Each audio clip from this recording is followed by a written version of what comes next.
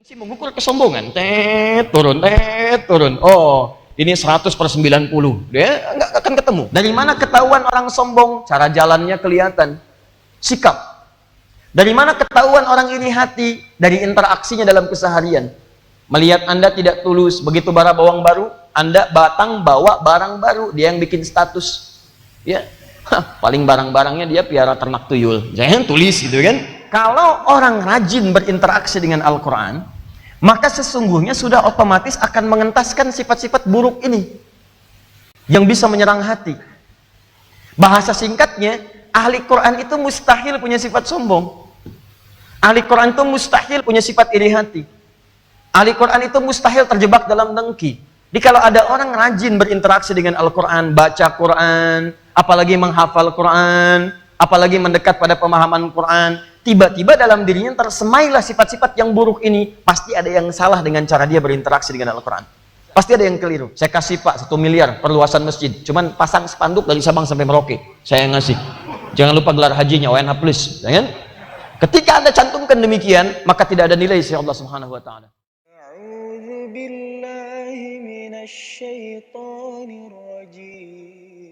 Jangan sampai kita gagal dalam berinteraksi dengan Al-Quran, dipahami sekedar bacaan saja. Lihat sini. Jika Anda berinteraksi dengan Al-Quran, maka di antara keutamaannya, sifat dari nama ini, itu berpeluang mendapatkan syifa.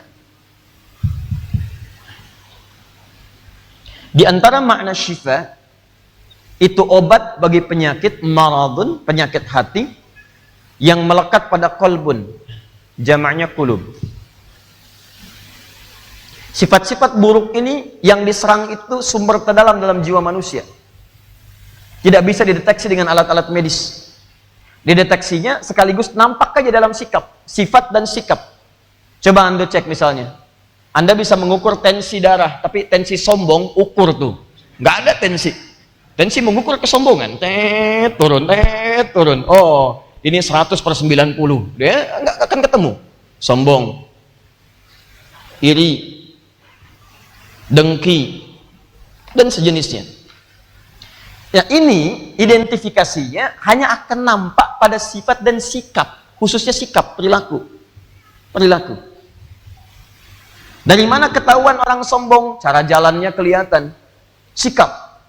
Dari mana ketahuan orang iri hati? Dari interaksinya dalam keseharian. Melihat Anda tidak tulus, begitu bara bawang baru, Anda batang bawa barang baru, dia yang bikin status. Ya, paling barang-barangnya dia piara ternak tuyul. Jangan tulis gitu kan. Nah, muncul sikap, sifat muncul dari tangan, dari kaki dan sejenisnya. Dan kadang-kadang nggak ngenakin. Persis seperti mic yang saat disampaikan suaranya nggak bagus, kayak gitulah kurang lebih. Ya. Nah, fokus ini. Syifa. Baik, obatnya itu disebut dengan syifa, syifaun. Bagaimana menemukan syifa ini? Interaksi dengan Al-Quran. Karena Allah memberikan keterangan yang jelas di Quran surah ke-17 ayat ke-82. Wa nunazzilu minal Qur'ani ma huwa syifa. Dan kami telah turunkan di antara sekian ayat-ayat Al-Quran itu ada yang berfungsi sebagai syifa. Nah, pemahaman terbaliknya, kalau orang rajin berinteraksi dengan Al-Quran, maka sesungguhnya sudah otomatis akan mengentaskan sifat-sifat buruk ini yang bisa menyerang hati. Bahasa singkatnya, ahli Quran itu mustahil punya sifat sombong. Ahli Quran itu mustahil punya sifat iri hati. Ahli Quran itu mustahil terjebak dalam dengki. Jadi kalau ada orang rajin berinteraksi dengan Al-Quran, baca Quran, apalagi menghafal Quran, apalagi mendekat pada pemahaman Quran, tiba-tiba dalam dirinya tersemailah sifat-sifat yang buruk ini. Pasti ada yang salah dengan cara dia berinteraksi dengan Al-Quran. Pasti ada yang keliru. Saya ulangi, pasti ada yang keliru. Karena itu ketika Anda ingin mengukur keberhasilan interaksi dengan Al-Quran, bukan sekedar berapa banyak yang dibacakan. Kalau cuma baca, betul anak kecil pun bisa. Pahala memang kita raih. Tapi jangan sampai pahala itu dihilangkan dengan sikap buruk yang tampak, yang menghanguskan semua itu. Betul, setiap hurufnya Bismillahirrahmanirrahim 19. Setiap hurufnya 10. Anda kalikan. 19 kali 10, 190. Setelah ini Anda sombong pada orang lain. Bismillah saya paling bagus semuka bumi. Hah? Begitu keluar statement demikian, riya namanya. Apa fungsi riya itu? Di antara fungsi riya menghancurkan semua amalan yang telah ditenun. Dari mana dalilnya? Quran surah kedua Al-Baqarah ayat 264. Paling kiri sebelah bawah. Ya ayyuhalladzina amanu la tubtilu shadaqatikum bil manni wal adha kalladzi yunfiqu malahu ria'an nas. Hei orang-orang beriman, jangan engkau gugurkan, batalkan, habiskan semua amal soleh yang pernah lelah engkau tenun. Ingat, sedekah itu jangan dipahami terbatas pada uang yang dikeluarkan dimasukin kotak, bukan. Dalam bahasa fikih, sedekah disebut kullu ma'rufin sedekah. Setiap yang baik-baik namanya sedekah. Karena itu zakat disebut sedekah. Buka Quran surah ke-9 ayat 103. Khudz min amwalihim sedekah. Ambil dari harta yang sudah masuk nisab itu sampai haulnya, ambil sedekah, maksudnya zakat. Dari mana tahu zakat? Lihat Quran surah 9 ayat ke-60. Ketika itu kemudian diberikan pada 8 golongan, pemberiannya disebut sedekah. Innamas shadaqatu lil fuqara wal masakin wal 'amilina 'alaiha wal mu'allafati qulubuhum wa fir riqab wal gharimin wa fi sabilillah wa bis sabil, sedekah. Salat masuk sedekah. Haji, umrah masuk sedekah. Semua yang baik-baik sedekah. Jangankan demikian, senyum aja sedekah. Sepanjang senyum itu baik, membahagiakan di wajah orang lain, kalimat lebih bermakna menyebutkan basmatuka fi wajhi akhika shadaqah. Basmatuka, senyum indahmu yang membuat kawanmu bahagia.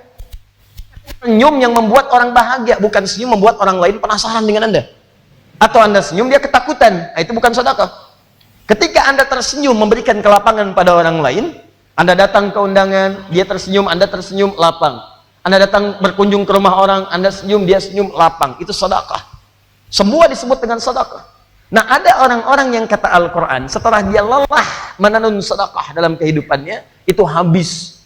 Apa yang menghabiskannya? Riya. Diberi contoh di situ, infak. Infak disebut sedekah. Kalladzi yunfiqu malahu ria'an nas. Seperti orang infak, cuman riya. Maka riya itu akan menggugurkan semua sedekah yang pernah ia lakukan. Habis. Itu infak ke Masjid Al-Ihsan. Saya kasih Pak 1 miliar perluasan masjid. Cuman pasang spanduk dari Sabang sampai Merauke. Saya yang ngasih. Jangan lupa gelar hajinya ONH+. Jangan. Ketika Anda cantumkan demikian, maka tidak ada nilai sisi Allah Subhanahu wa taala. Ini poinnya. Paham?